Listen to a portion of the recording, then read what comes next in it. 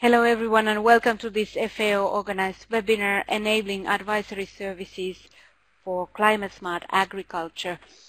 My name is Maria Nuting and I'm happy to host this session today. First of all, we want to give you a very brief introduction to this session. As you see what is now on the screen, the objectives of this webinar and the process which is related to this webinar as well. So first of all, starting on the orange part, we want to share with you and hope you can also share your experience and knowledge for improving our understanding on the challenges that the rural advisory services face due to global changes, in particular climate change, and also to improve the understanding of the need for a conducive environment and institutional arrangements.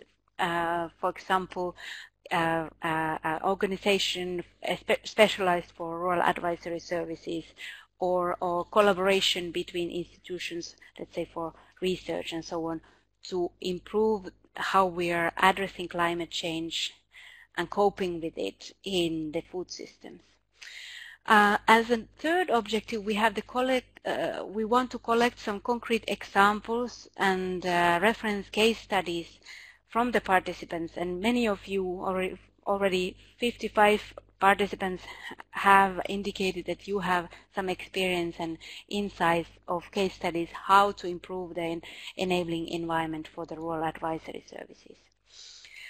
Now we are focusing on two questions which are quite vast, of course, and these are the blue ones on the left hand side, focus questions of the webinar.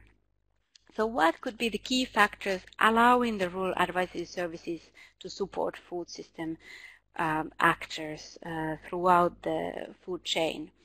How can we best enable agricultural extension to support producers in implementing climate smart agriculture? So this can include, for example, capacity development, climatic information, any resources, incentives, can be even just the ways to provide fuel or other infrastructure elements that allows the rural advisory service agents to access and to reach the farmers, fishers, and other foresters and other food producers.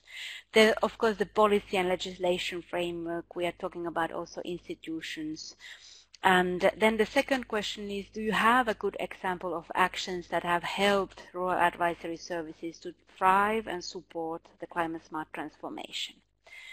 Very briefly on the agenda, before I hand over to Federica, we have a short introduction, this part first. Then we go for hearing a little bit more of who is online today. We have the first introductory part where Delgerma Chulumparta is going to present.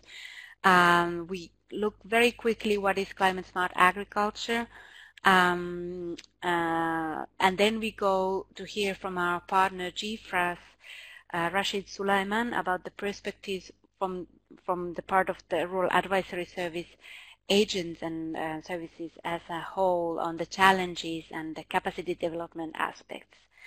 Then in the second part for the country experiences, we will hear Roberto Azofeifa from Costa Rica and also Gertrude from Malawi.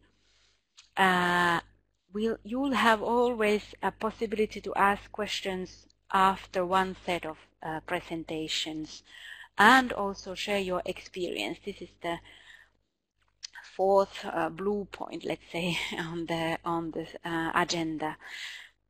After that, we go to the conclusions part, where we hopefully hear a little bit of summary also from speakers, reactions to other presentations, and we can address more questions from the audience and for the participants.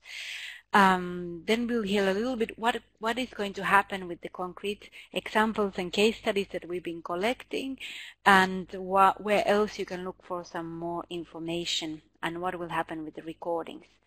After that, Bianca, who is going to be co-facilitating this session with me, will summarize the session and will collect some feedback.